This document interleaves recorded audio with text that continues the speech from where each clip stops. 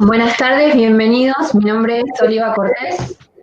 Soy integrante de la Cátedra Libre de Pueblos Originarios, Afrodescendientes e Inmigrantes, dependiente de la Secretaría de Extensión de la Universidad Nacional de la Patagonia San Juan Bosco.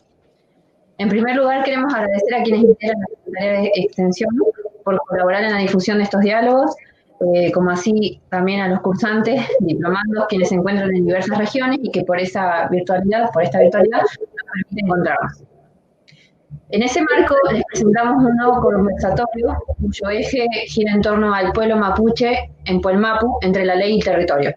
Este conversatorio forma parte del programa del Diplomado en Diversidad Cultural.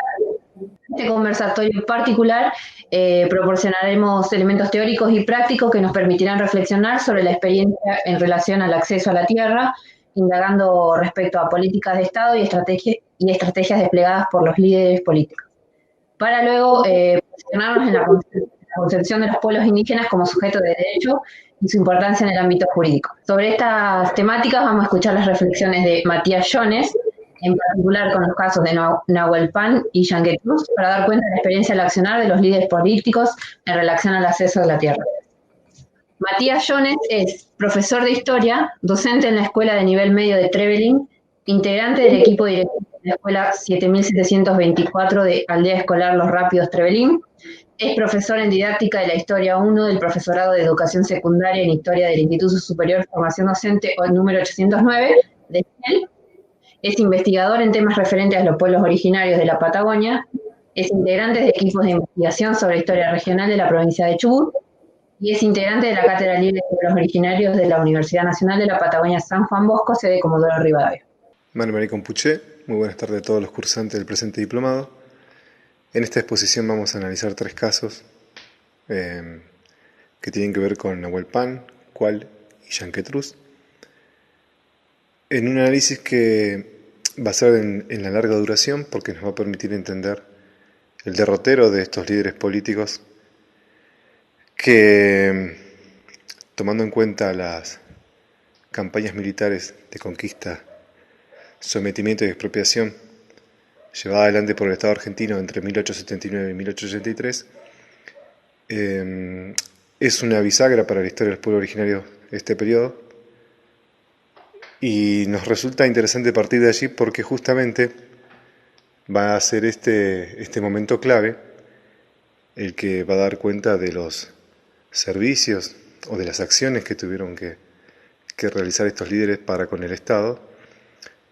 Y en la larga duración entenderíamos cómo hoy se han constituido en comunidades, y la cuestión, el eje central de esta charla es el acceso a la tierra, cómo estos loncos, estos líderes debieron, digamos, desplegar una serie de estrategias, interpelando también al discurso oficial, el discurso nacional, para poder, digamos, conseguir su objetivo, que es el acceso al territorio. Hoy en la actualidad estas comunidades no están exentas del conflicto, por lo tanto hay cuestiones que persisten y que vamos a tratar de entender dónde está el origen de ello. Entonces decimos que las campañas militares jugaron son mejor dicho, un momento clave, porque los líderes que fueron derrotados y su red de parientes terminaron siendo prisioneros en centros de concentración, en campos de concentración como Valcheta, Chichinales, la isla Martín García. Algunos tuvieron hasta la mala suerte de ser prisioneros de la ciencia, como dice el colectivo Guías. Me refiero al caso del Lonco Inacayal, Foyel y parte de su red de parientes. Entonces, una vez que están recluidos, el Estado tenía la necesidad de cartografiar, de mapear el territorio, y está claro que los únicos portadores de ese saber eran los pueblos originarios. Por tal situación, por tal motivo, se los utilizó para ayudar en lo que era una especie de relevamiento. Así pasó con el lonco Francisco Nahuel Pan, que integraba la gobernación indígena de Las Manzanas, una de las construcciones políticas más importantes de de mitad del siglo XIX, que abarcaba desde el Neuquén, desde el Caleufu hasta Chubut. Habían muchos líderes que digamos de alguna manera rendían o reconocían a este Ñizol Lonco como el principal, sobre todo en la cuestión de tratados y acuerdos que se hacían con las autoridades fronteras, que era la frontera o los fortines, digamos, eran los lugares de avanzada que tenía el Estado argentino. Cuando ocurren las campañas militares, por supuesto que esos tratados son violados sistemáticamente. Y el Lonco, Nahuel Pan, junto a Utrac, que es hijo de Iñacayal, van a ser guías vaquianos de Francisco Moreno para poder, digamos, hacer el relevamiento de lo que se llamaban los hitos, las altas cumbres, por donde pasaría el límite, según la teoría que sostenía Moreno, de la división entre la soberanía argentina y la soberanía chilena. Entonces, por esos servicios prestados como vaquiano, como guía, Nahuel Pan va a poder asentarse en lo que es la entrada de Esquel, en su momento se llamaba el Boquete de la Colonia, porque era justamente la entrada a la colonia 16 de octubre. Hacia el año 1895 se encuentra pidiendo la tierra que ocupa, envía una nota al gobernador de ese entonces, que era Eugenio Tello, y después, hacia 1908, recién se le reconoce la tierra que ocupa junto a su familia mediante un decreto. Y la tierra que se le entrega es en calidad de reserva, es decir que no fue una colonia como sucedió en otros casos, donde era mayor el reparto de la tierra, digamos, se componía de lotes de 625 hectáreas. Acá solamente logró conseguir algunas hectáreas el Lonco, pero en calidad de título precario. En el año 1908, mediante un decreto del presidente Quintana, se le otorgan en calidad de reserva las tierras que ocupa don Francisco Nahuel Pan, por un total de 19.000 hectáreas. En el año 1902, en Gangán, José Cual escribe una carta al gobernador del Chubut, Alejandro Conesa, solicitándole que pueda ser intermediario para que el gobierno nacional le reconozca la tenencia de la tierra de 15 leguas en pampas del Gangán que venían ocupando hace 40 años. Es decir, mucho antes de las campañas de conquista y sometimiento de la Patagonia. Una clara muestra de la preexistencia al Estado Nacional. Recordemos que en el caso de Chubut, la presencia material del Estado recién se da con las campañas militares y la creación del territorio nacional Chubut en 1884. José Cual también alega que sus antepasados solían cazar en una zona que se llama el Yamnagú, que queda en la meseta del Somuncurá, es decir, una meseta que abarca Río Negro y el norte de Chubut, parte de Río Negro y norte de Chubut, y allí los familiares de Cual solían cazar guanacos. Esto quiere decir que había un conocimiento del territorio en el cual se iban a asentar. La creación de los estados nacionales comportó para los pueblos originarios una forma de colonialismo interno, ya que no se los trataba como ciudadanos con derechos, como el resto de los pobladores del país, sino que recalaba en la figura del gobernador territoriano una especie de tutelaje, eran tratados como menores de edad, y una de las funciones que tenía el gobernador del territorio era crear misiones indígenas para traerlos gradualmente a la vida civilizada. Esta es una idea que en el caso del territorio nacional Chubut no prosperó, solamente se crearon reservas, y en esas reservas el control lo tenía el gobernador mediante la policía y mediante las inspecciones de tierra. También la religión ocupaba un lugar clave en esta idea de llevar las premisas de la civilización a los pueblos originarios. El rol de los inspectores dijimos que era clave, puesto que sus informes podían implicar o no un desalojo. o también la categorización de intrusos, y eso negaba obviamente derechos después en lo que sería la posibilidad de adquirir la tierra. La idea de los inspectores era, por supuesto, que la gente se dedicara a la agricultura y que pudiera hacer un uso de la propiedad, pero en calidad de propiedad privada. Dos elementos que estaban totalmente fuera del alcance de las comunidades, puesto que muchos no cerraban sus campos, sus lotes, por carecer de medios, y eso con el tiempo les jugó en contra, porque de esa manera se iban instalando comerciantes, que los comerciantes han sido los principales expropiadores de la tierra, y el mismo gobernador lo sabía porque estaba prohibida la venta a los pobladores indígenas. Esa era otra de las funciones del gobernador, de controlar que no se instalaran bolicheros, como se les decía en la época, en los territorios de las comunidades.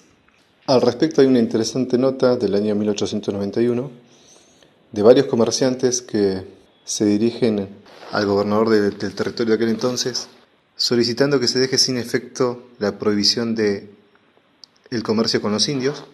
Si bien los comerciantes reconocen que los pobladores originarios son indios sometidos, también son ciudadanos argentinos, dicen, con todos sus deberes y todas sus garantías.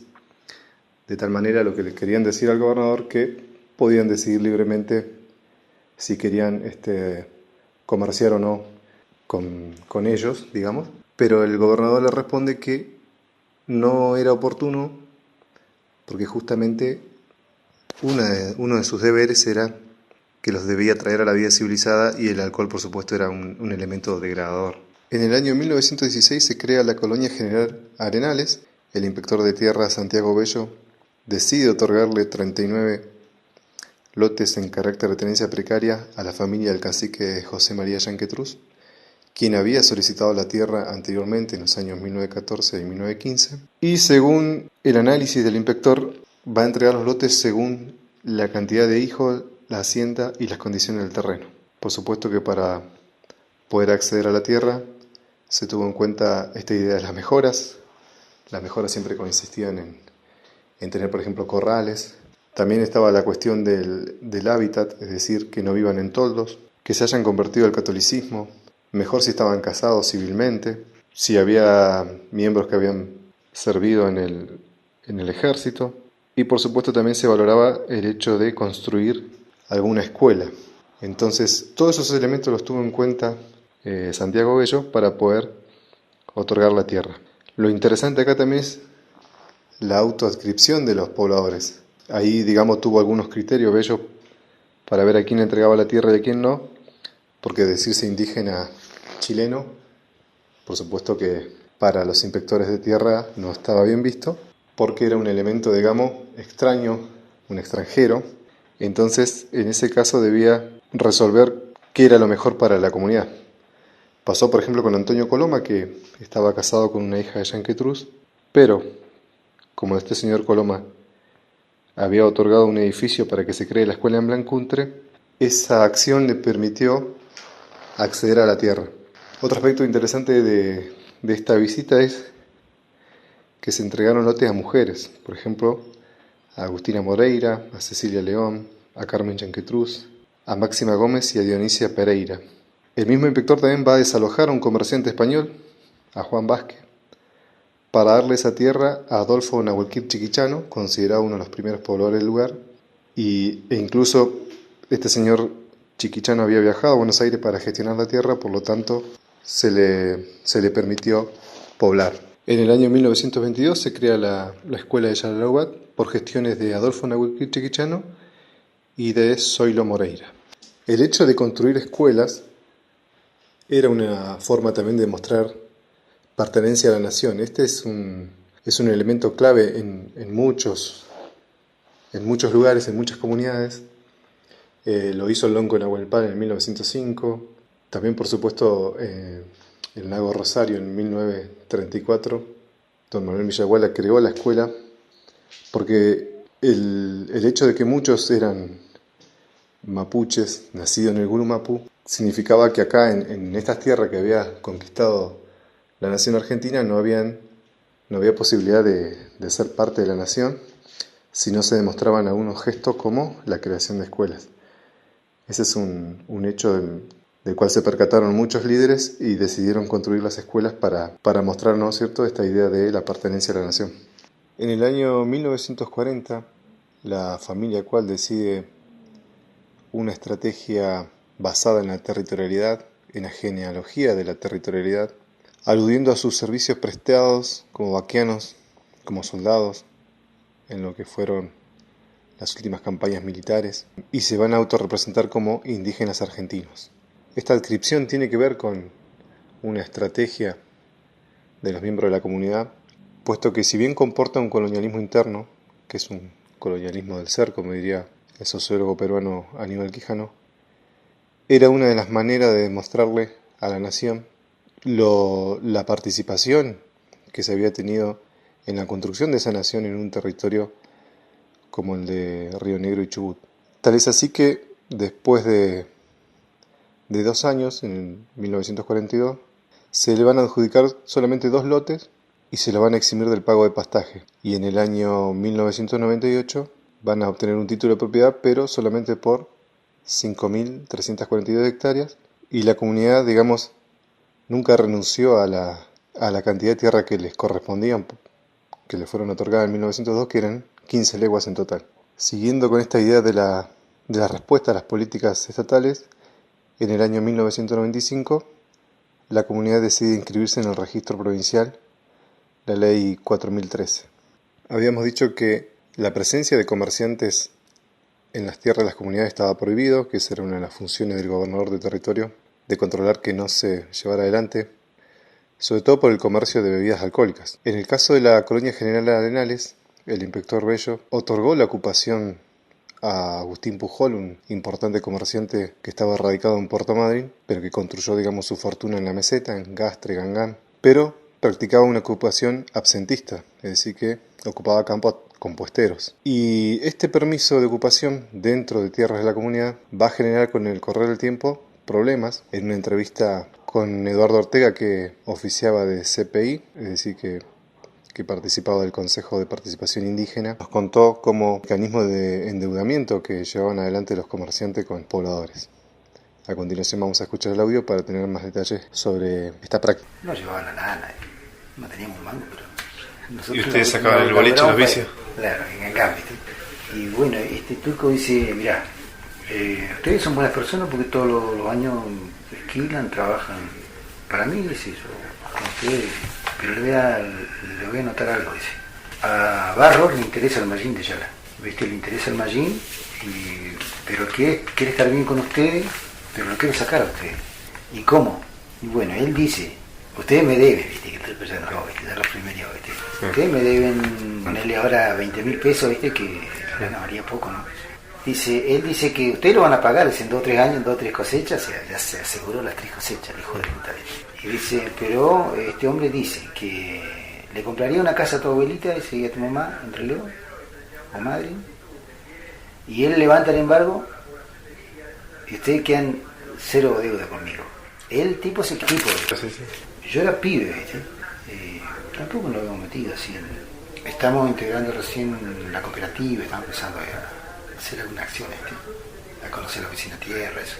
Y tenía la estrategia el tipo, ¿viste? Dice, un poco, dice, él le inventa embargo, él sabe esas cosas.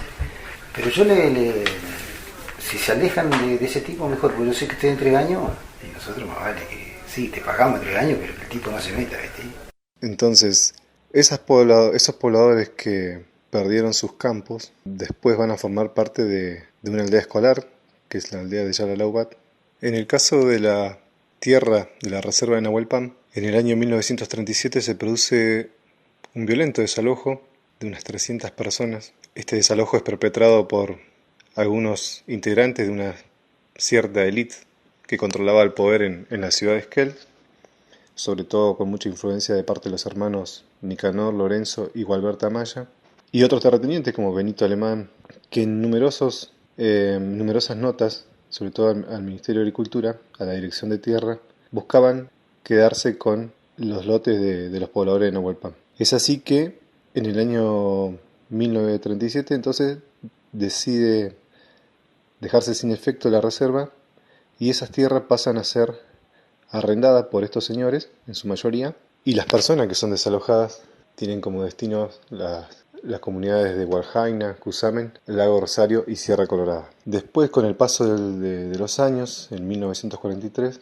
mediante el decreto 13.806, el presidente Ramírez decide dejar sin efecto esos contratos de arriendo con los señores antes mencionados porque justamente no habían logrado introducir ninguna mejora, al contrario, solamente se habían dedicado a arrendar la tierra, una práctica que hacían las grandes compañías. Y por tal motivo se dejan sin efecto esos decretos de arrendamiento y se decide devolver los lotes 2, 3 y 6 a la familia Francisco Nahuel Pan y el lote 4 va a quedar reservado para el Ministerio de Guerra, que en la actualidad es un lote en litigio, lo ocupa el ejército, pero también hacía uso de ese lote la familia Nahuel Pan como la familia Prane. Ese es un conflicto que persiste aún en la actualidad y por supuesto que no se le da una solución en beneficio de las comunidades. Según testimonio de don Victorino Cual, existía un letrero en la comunidad, en el cerro que ellos denominan Mojón, donde figuraban las 15 leguas de campo a nombre de José María Cual. Según él, los turcos, es decir, los señores Ernesto José Inares, se encargaron de quitar ese letrero cuando nombraron el campo que le pertenecía a la comunidad. Dentro del territorio que hoy está en manos de Ernesto José, existe un altún, que es un enterratorio, donde descansan los restos de los familiares de don Victorino, y el onco hizo el reclamo de esas tierras, y ante la negativa pidió que al menos se haga un callejón para poder tener acceso a donde descansan los restos de sus familiares, situación que no ha tenido una respuesta favorable de parte de la familia José. La comunidad se autodefine como mapuche tehuelche, lo cual es una afirmación de las relaciones de parentesco y las alianzas matrimoniales entre diferentes parcialidades o identidades territoriales, que fue desdeñada por muchos investigadores sociales como Casamiquela, Escalada, Harrington, Palermo, Viñati, Madrini, todos ellos partidarios de una construcción llamada la localización de Pampa y Patagonia, donde los mapuches son vistos como una suerte de invasión sobre otros pueblos que estos investigadores no dudaron de calificar como argentinos, cuando no existía un país, mucho menos un estado, y ni siquiera el Virreinato de La Plata.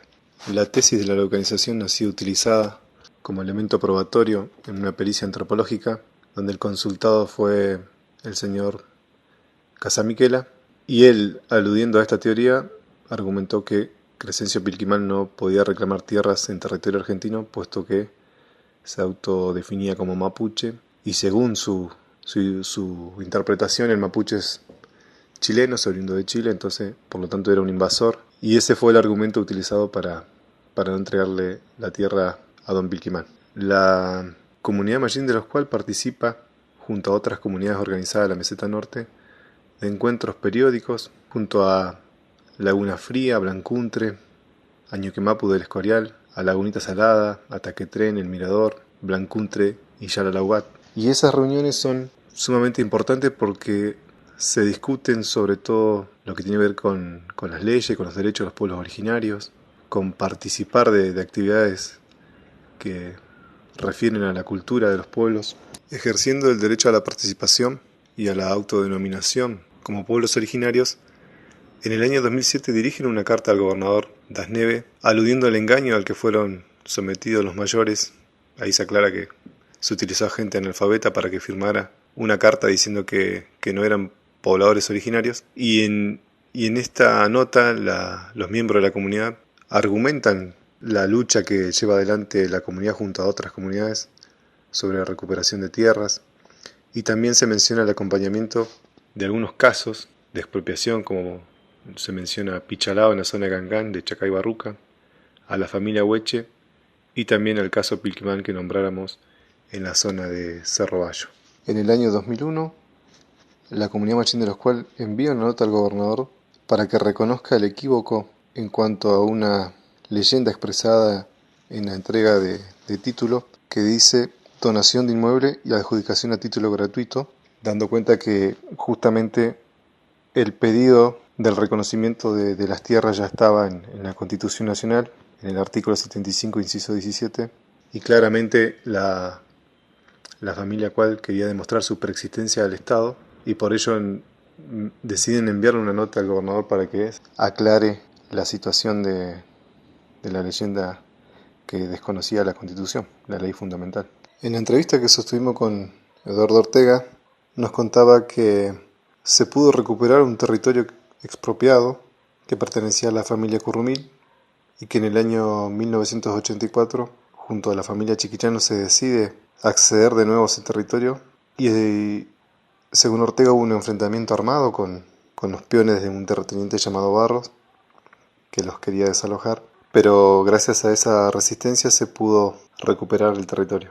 También nos contaba que la aldea de Yalalaubat se formó como un despojo de aquellos pobladores que hoy habitan en la aldea escolar y tenían sus campos en los alrededores, todas familias mapuches, tehuelches, como Tureo, Achagüen y Gómez, que todos ellos fueron desalojados mediante el uso de la fuerza a través de la policía. También nos contó una situación que se vivió cuando se tenía que decidir por el título comunitario entre Blancuntre y Yalalaubat y el rol del IAC, del Instituto Autárquico de Colonización. Se sucedió allí una interna entre algunos miembros del IAC que alentaban a la gente a que optaran por un título individual.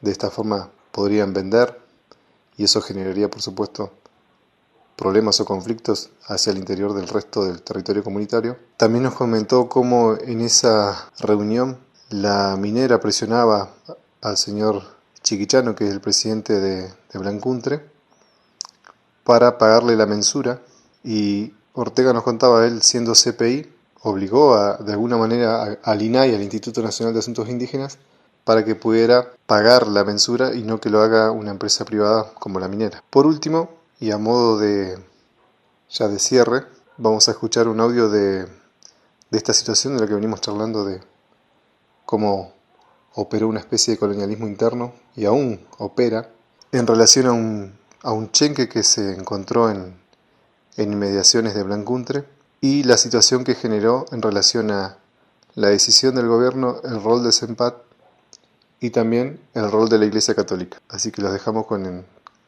el audio de la entrevista a Eduardo Ortega. Entonces decíamos, sería una lástima que la minera ponga, porque no es mucho y lo voy a poner el gobierno mejor. Entonces fue así, ¿viste? Se hizo el proyecto enseguida, fue para allá, aprobaron. Y cuando se decide del traslado del chenque, nos partió la Iglesia Católica, se metió por medio, y el cura Pepe se encargó porque se ve que estaba arreglado con los mineros, entonces no dejó venir a los de Cancán y a los de Chacay. Y vino Cándido y dijo Cándido, bueno, vengo de parte de Mario Las dijo, se juntan los indios y deciden, o si no, yo decido. ¿Se juntan los indios, le dijo? Así sí. Eso dijo Mario Las Neves. Así que anda Cándido, que se junte Chacay, Gangán, Lagunita, Blancuntre, Yala, todo que se junte en el Corial y que decidan ellos qué vamos a hacer con el chenque. Si lo dejan ahí o lo sacan, o si no se juntan, yo decido, ¿viste? Y estuvimos un día entero esperando a la gente de Gangán y de Chacay y no vino.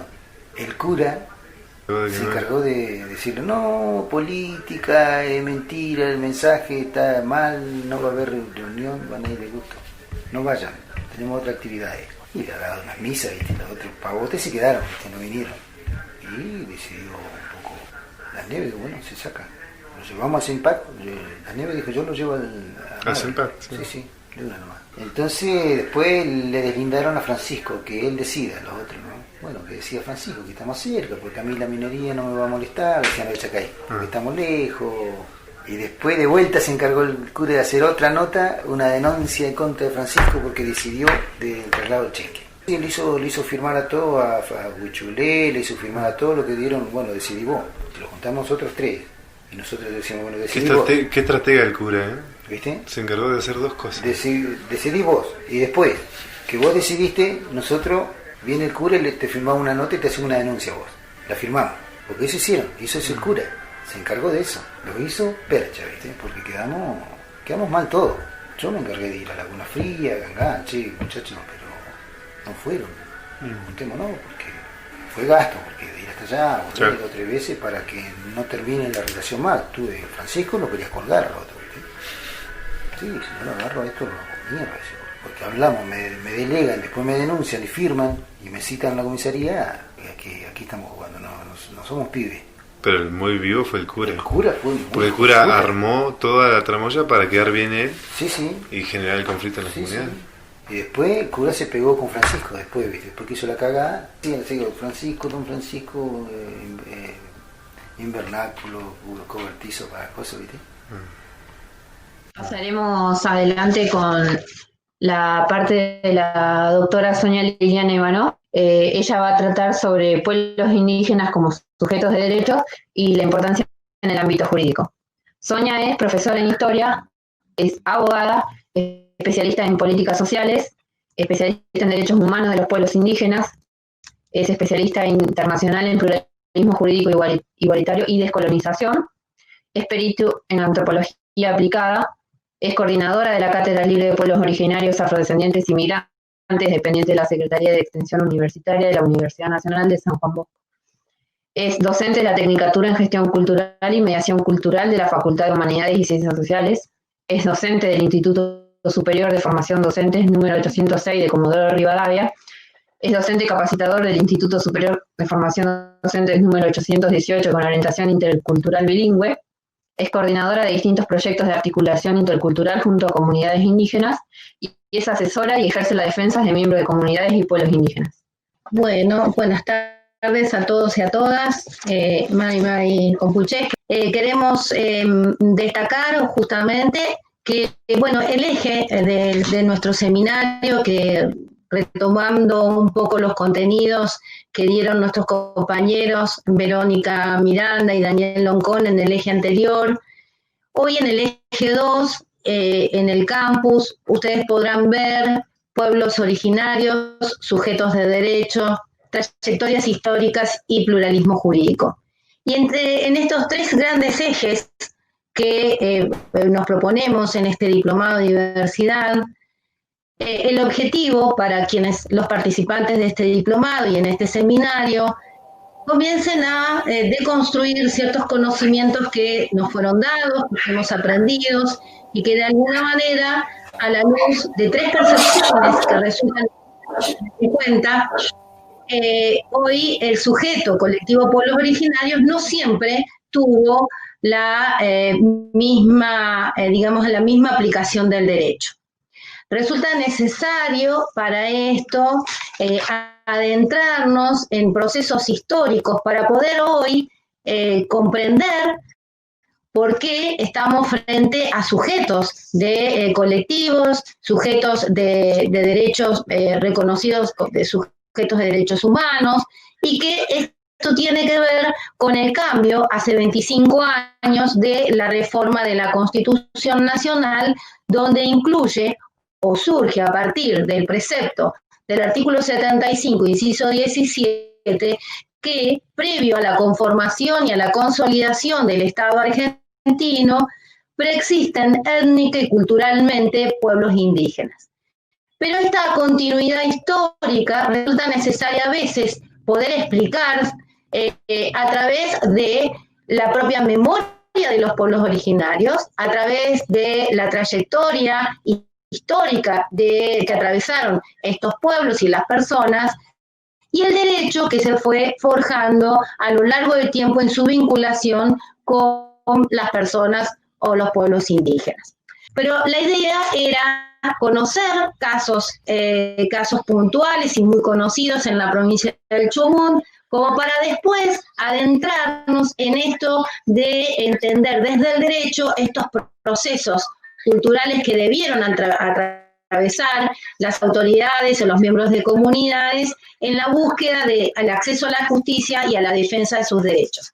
Como sujetos de derecho, indudablemente que la trayectoria histórica que estábamos señalando no siempre fue de la misma manera. El sujeto colonial indio aparece en 1492 como una creación justamente del proceso de Europa que construyó un sujeto indio, al igual que el negro. Hoy grandes movimientos indígenas o cataristas bolivianos indican que como indios lo conquistaron y que como indios se liberarán. Indudablemente este proceso histórico de reconocimiento a estos sujetos de derechos no siempre fue de la misma manera. Fueron sujetos que tuvieron distintas políticas en una primera parte, dependiendo de un rey español, tal como lo mostraba en el primer eje Daniel a través de una parodia de una película sobre si estos sujetos, estas personas encontradas en este continente eran personas, individuos, si tenían alma o cuál era, digamos, esta relación, este vínculo. Este vínculo de colonialidad, en particular con los pueblos indígenas de Patagonia, no va a ser entrados el siglo XIX, que sus contactos con el hombre blanco tuvo diferentes relaciones que se plasmaron a lo largo del derecho. Los principales elementos que se tuvieron en cuenta, o los principales elementos que fueron de diferencia cultural, fue la concepción de territorio o la concepción de tierra. Mientras que para un mundo la tierra empezó a ser un concepto de que tuvo diferentes denominaciones, fue cambiando de fisonomías, fue cambiando de nombres y también fue cambiando objeto de relación con las personas. O sea, porque objetos como cosas,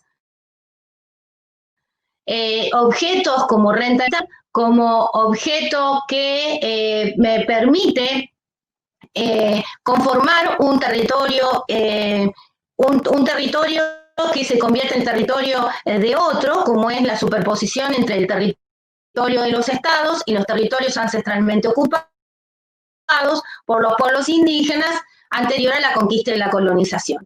¿Y por qué decimos esta aseveración? Porque hoy es muy claro que a partir de la ratificación del convenio de la OIT, en donde a los pueblos indígenas se les reconoce esa preexistencia, son aquellas personas que viven anterior a la conquista y la colonización y que mantienen una o varias o todas de las particularidades que hacen a su identidad.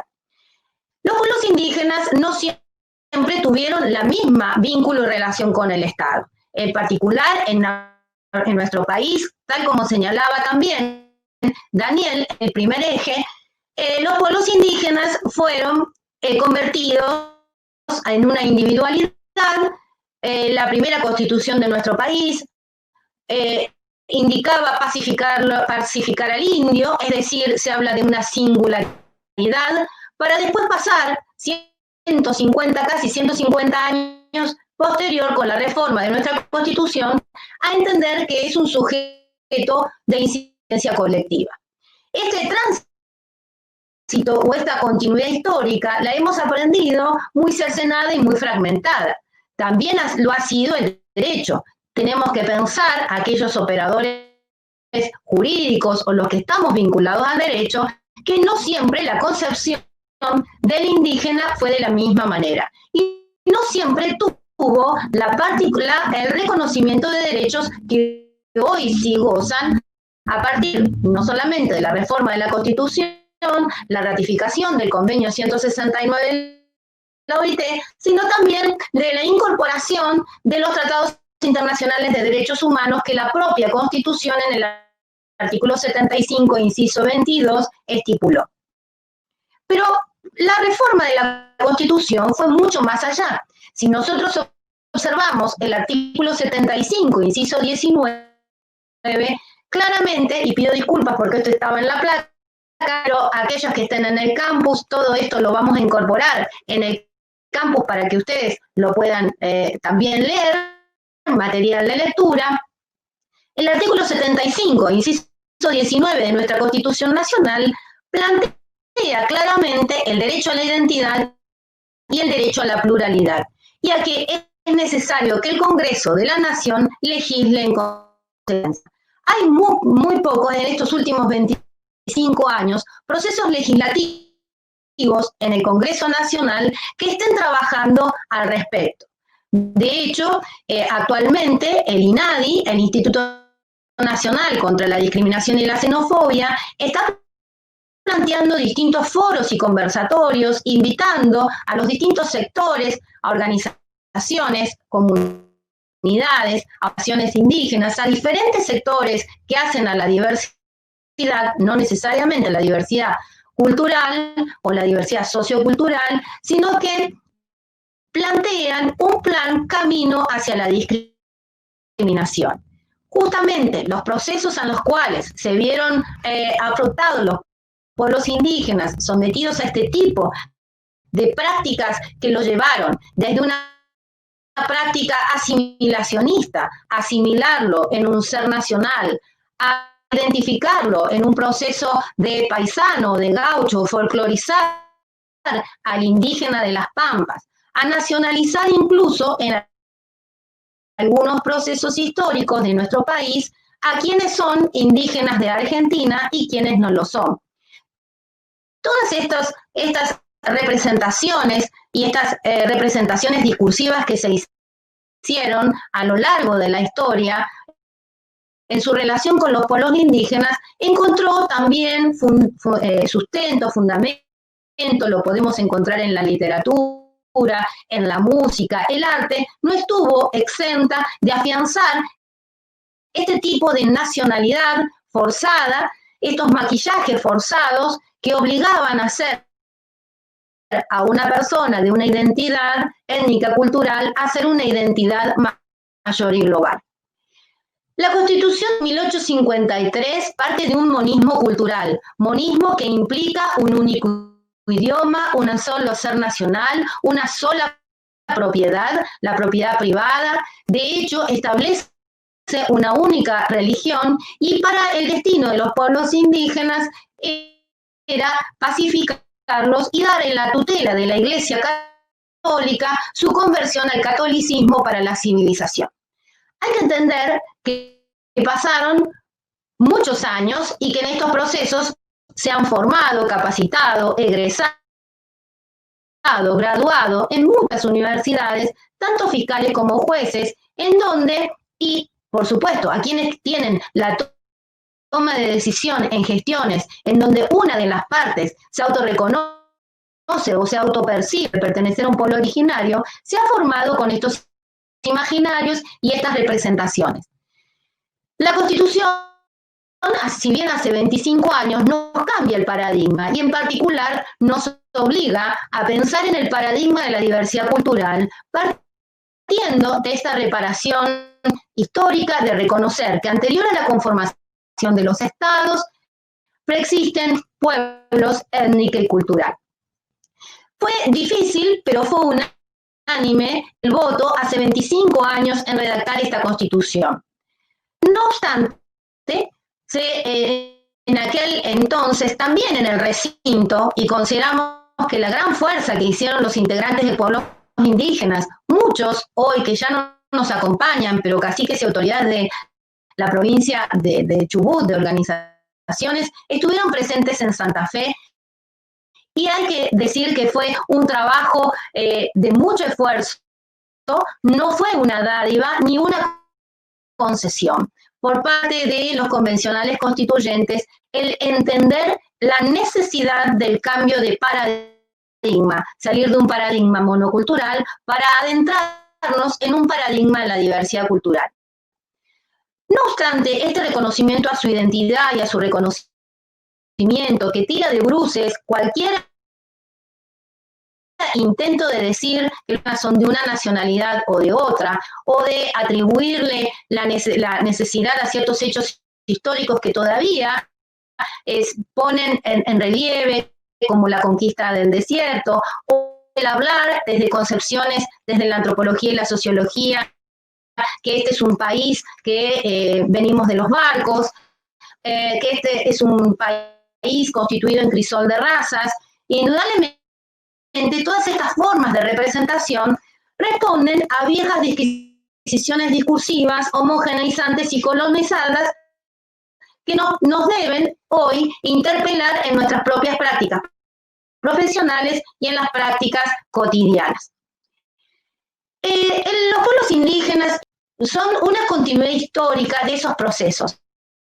Lastimosamente, la agencia estatal, la educación, fue una maquinaria que funcionó y hasta el día de hoy, en donde hacen cortes históricos, en donde pareciera que no hay una continuidad o no hay más pueblos indígenas o no hay más indígenas. De hecho, como les señalaba, en la década del 60 era muy típico encontrar bibliografía o literatura que hacía anclaje en un concepto muy de raza pura y de raza pura. De hecho, hoy a veces se interpela a las personas desde el punto de vista racial, si tienen apellido o no tienen apellido, si tienen rasgos o fenotipos que responden a un pueblo indígena.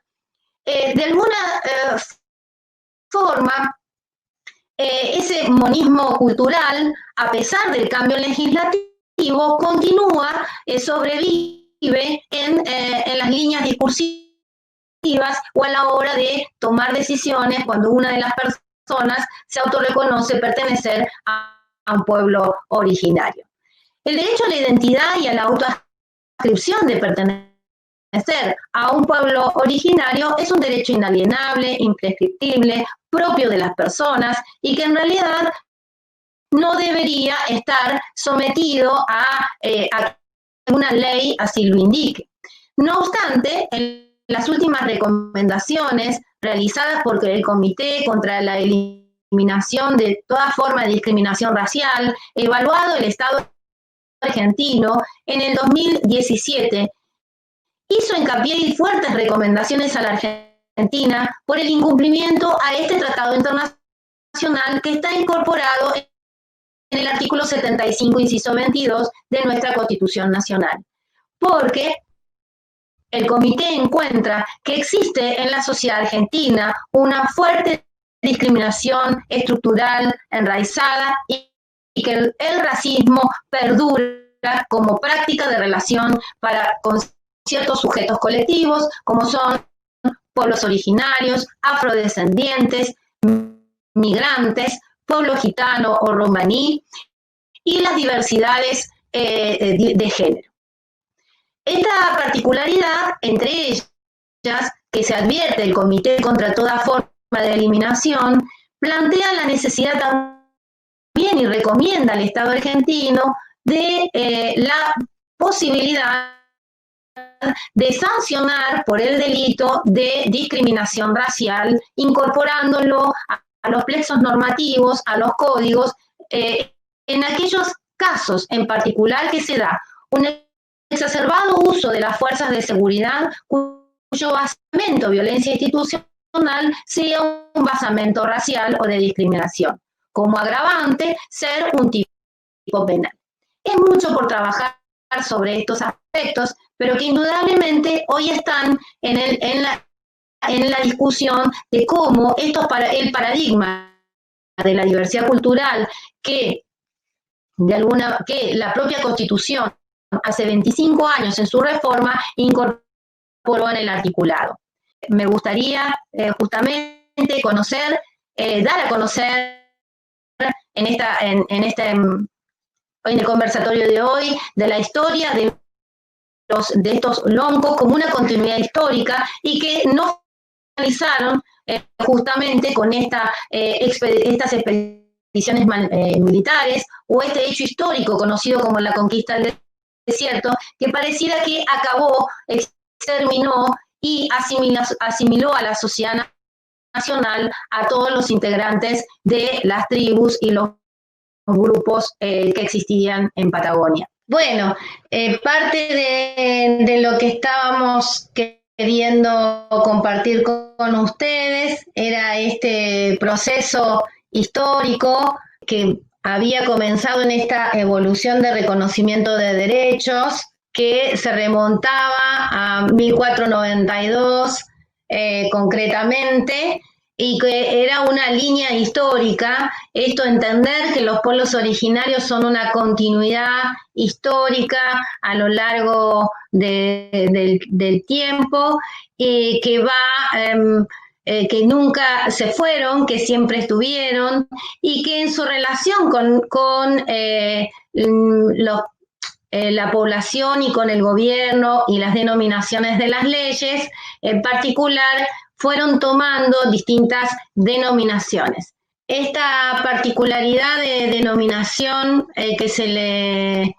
que tuvieron, vamos a hacer rápidamente una línea histórica, como les decía, en esta evolución del reconocimiento de los derechos de los pueblos originarios, el reconocimiento en estas trayectorias históricas, la necesidad de poder entender la legislación existente, que se remonta en particular a 1853, con el cambio de fisonomía, les decía, de una constitución monista a una reforma de la constitución de 1994, particularmente con un reconocimiento de los derechos a la identidad. En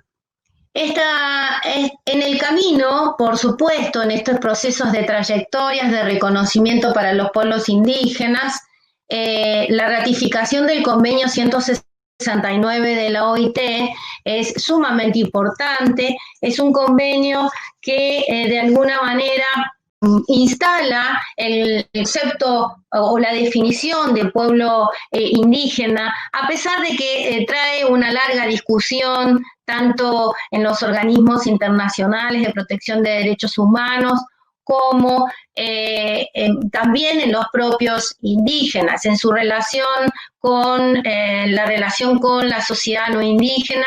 Han tenido diferentes denominaciones y uno en cada una de estas definiciones muchas veces hay que analizarlas desde dónde se dicen, quiénes la construyeron, si son parte de una concepción del derecho, que hay que entender que el derecho es un derecho colonial, es un derecho, el derecho, hay un colonialismo jurídico que indudablemente se intentó aplicar para, en este caso, para los pueblos indígenas. Hay que pensar que los pueblos indígenas en su relación con el Estado no siempre fue de la misma manera, y esta relación implicó que aquellos que construían derecho o redactaban derecho iban teniendo una imagen y una percepción de estos individuos. Estos territorios, así como eran concebidos por el mismo pueblo mapuche tehuelche, fueron teniendo distintas denominaciones, entre ellas la denominación, hoy podemos escuchar al pueblo mapuche tehuelche, la defensa de reconocer o de reivindicar un territorio tradicionalmente ocupado, que va de mar a mar, del océano Atlántico hacia el océano Pacífico, que rememora lo que los abuelos y los ancestros hablaban de esta ocupación territorial, y esto que parece digamos, alrededor de una palabra como es el territorio, mientras que para un cultural tiene una carga simbólica de ser un sujeto, de ser un elemento de la naturaleza, de pertenecer a ella, para un otro cultural tiene otro tipo de relevancia, ¿no? Y esto es lo que hace que hoy podamos también en este cambio con la reforma de la Constitución hablar del reconocimiento a los pluralismos jurídicos. ¿Qué son los pluralismos jurídicos? Es la existencia de dos o más sistemas jurídicos de relación frente a uno. Al principio, el monismo jurídico fue una sola forma de entender hacer el derecho. El derecho se parcializó en distintas ramas y, de alguna manera, el derecho que tenían los propios pueblos para regularse, para tener sus propias normas de convivencia en su relación con los elementos de la naturaleza, empezó a cambiar de fisonomías en esos sistemas de relación, incluso las formas de las familias, entendamos que nuestro derecho regula hasta un modelo formal, un modelo cultural de familia. Eso fue receptado en el derecho y a partir de allí es que se va regulando esas particularidades culturales, se va regulando a través del derecho. ¿Qué es una ley? La ley no es nada más ni nada menos que una foto de lo que se quiere plasmar y regular, en donde pueden existir acciones de dar, de hacer o de no hacer, o que vinculen a las personas entre sí. Esto partió de estas particularidades. Imagínense que finalizada la conquista del desierto, podemos ver a través de la literatura y de material que se encuentra escrito, destacar, por ejemplo, que Sayhueque tenía más de 8 mujeres, ¿no? Esto rompía con un esquema cultural propio de una familia monocultural construida incluso bajo una concepción paternalista, patriarcal, de una construcción de roles culturales, y que también a eso se agrega ciertas fisonomías no propias de las sociedades indígenas, como que las tierras se heredan, se transfieren de persona a persona, y también la sociedad occidental, a través del derecho sucesorio, hace que que los bienes de una persona puedan ser fragmentados, divididos, subdivididos entre sus parientes y familiares. Estos son formatos culturales que quedan, digamos, que están en nuestra legislación, pero que no se conciben de la misma manera por otros sujetos culturales. No todos transmiten sus bienes del mismo modo, no todos contraen matrimonio con diversidad, digamos, de género. Es decir, la misma sociedad ha ido dando demostraciones de ir haciendo adecuaciones a estos formatos monoculturales que se crearon y se plasmaron por medio de la legislación. El concepto tierra es el que más deformaciones ha tenido y no se ha respetado el sistema jurídico propio que los pueblos indígenas tienen en su relación con este territorio. El Estado lo fue denominando, le fue cambiando, así como hubo un cambio de denominaciones en la identidad, hasta en el nombre de ciertos pueblos indígenas, como aparecen en la historia. Nosotros hemos aprendido, digamos, la historia de los Onas, cuando en realidad lo que prevalece es el derecho a la autoascripción y el autorreconocimiento, y se invisibilizó el nombre Selknam y se los conoció a lo largo de la historia. Gran parte de la bibliografía en la cual muchos han estudiado en la escuela hablan de Onas. De igual manera ha ocurrido con los Toba o con la palabra araucanos para hablar del pueblo mapuche.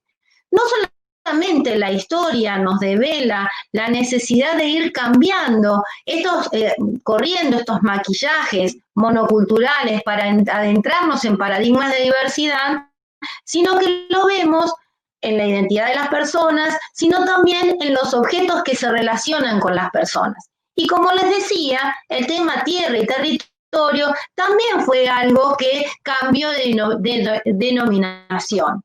Mientras que la tierra se convirtió en un elemento de renta de capital, a fragmentar, a dividir, a alambrar, a ser un objeto de posesión y de propiedad de las personas, los pueblos indígenas tienen otra concepción con respecto a ese territorio. También se le cambió el nombre y las denominaciones. Hoy podemos decir que estos territorios, o rescataron las revalorizaciones de estos territorios, así como invisibilizar la diversidad cultural e imponer un monismo cultural. Bueno, la pregunta que tenemos es si la existencia de una ley de cultura modificaría esta mirada sesgada que se posee a nivel nacional. Hay una cuestión que que no lo desarrollamos. ¿Cuáles son los derechos que se le reconocen a los pueblos indígenas? Y en particular, uno de los derechos es que la relación, todo acto legislativo o administrativo que implique, algún interés de los pueblos indígenas debe realizarse con consulta y participación de los mismos para el logro del consentimiento. Una ley de cultura, yo no sé si cambia una ley de cultura, porque ¿cuál es el concepto de cultura en el cual estamos ahora hablando? ¿Desde dónde hablamos desde el concepto de cultura? ¿Cuál es nuestro concepto que a lo largo de este diplomado el resto de los compañeros que forman parte del equipo de trabajo de otros módulos van a abordar estos conceptos? Lo que sí yo quise plantear, en particular destacar que nuestra Constitución Nacional, a partir de la reforma del 94, incluyó una serie de modificaciones para plantear estos cambios de paradigma de diversidad cultural. No se modificó, no fue una constitución que se modificó totalmente. Como vimos en el conversatorio anterior, Daniel mostró que sigue vigente el artículo 25 de nuestra constitución, que propicia una inmigración europea, no dice una inmigración ni limítrofe, ni asiática, ni africana, sino que una inmigración europea con un cierto objetivo claro, que era labrar la tierra. Y ahí también hay un concepto cultural, de un concepto de para qué es la tierra o para qué quieren la tierra. Grandes debates se hicieron, pero era parte de la presentación de los hechos de la historia de los casos que iba a plantear Matías, que tenía que ver con interpelar a los propios pueblos indígenas, a sus propias autoridades, el para qué querían la tierra.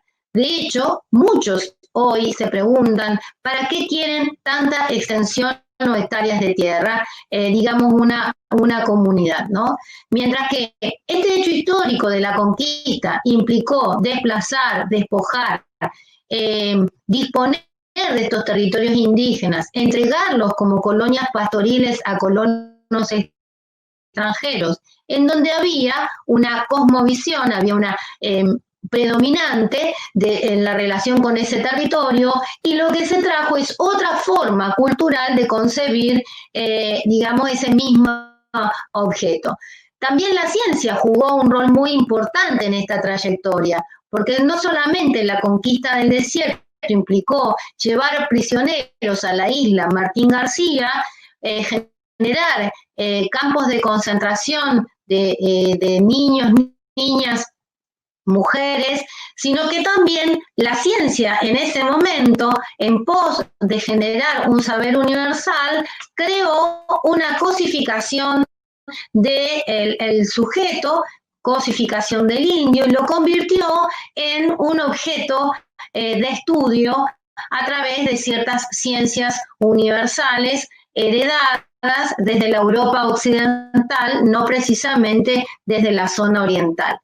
Es decir, que hay que replantearse en ese concepto cuál es también el concepto de cultura que nosotros estamos manejando al respecto para poder permitirnos a dialogar en un paradigma de diversidad cultural.